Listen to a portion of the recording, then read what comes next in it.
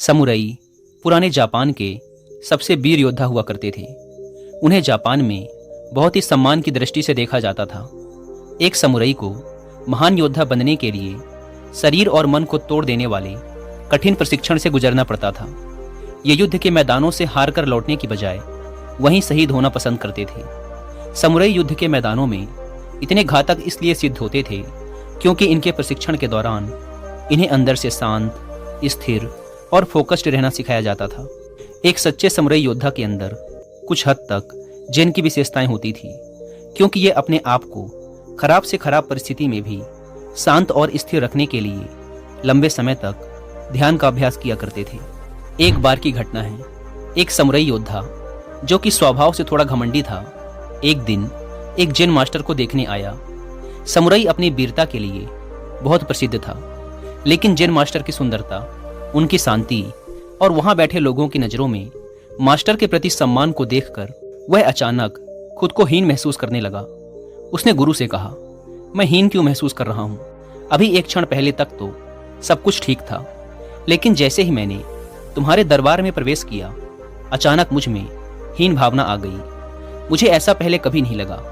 मैंने कई बार मौत का सामना किया है, लेकिन मुझे कभी कोई डर नहीं लगा। अब मुझे डर क्यों लग रहा है? गुरु ने कहा, रुको, जब बाकी सब चले जाएंगे तो मैं जवाब दूंगा। लोग पूरे दिन गुरु से मिलने आते रहे और समुराई प्रतीक्षा करते करते थकता जा रहा था। शाम तक मास्टर का कमरा खाली हो गया। तब समुराई ने कहा, अब क्या आप मुझे जवाब दे सकते हैं? गुरु ने कहा, बाहर आओ। पूर्णिमा की रात थी। चांद अभी क्षितिज पर उदय हो रहा था। मास्टर ने कहा, इन पेड़ों को देखो। ये वाला पेड़ आकाश में ऊंचा है और इसके बगल में यह छोटा है। वे दोनों बरसों से मेरी खिड़की के पास मौजूद हैं और इन्हें कभी कोई समस्या नहीं हुई। छोटे पेड़ ने कभी नहीं कहा, बड़े पेड़, मैं तुम्हारे सामने हीन क्यों महसूस करता हूँ?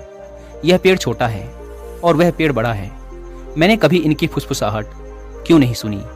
समुराई ने कहा, क्योंकि वे तुलना नहीं कर सकते। गुरु ने उत्तर दिया, तो फिर तुम्हें मुझसे पूछने की जरूरत नहीं है, तुम्हें उत्तर पता है। दोस्तों, अगर हम अपने आसपास देखें तो पाएंगे कि हम में से ज्यादातर लोग यही तो करते हैं।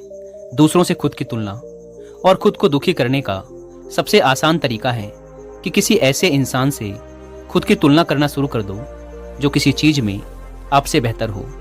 हमें यह समझने की जरूरत है कि हर इंसान किसी न किसी चीज में सामने वाले से बेहतर होता ही है।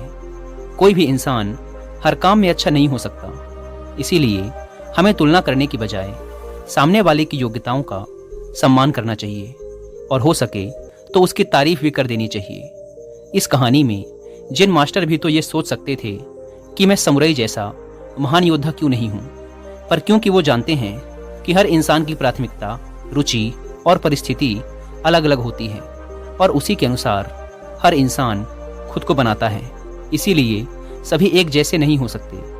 तो इस कहानी से हम यही सीख कर जा सकते हैं कि खुद की दूसरों से तुलना करना व्यर्थ है। ये केवल हमें दुखी ही करता है।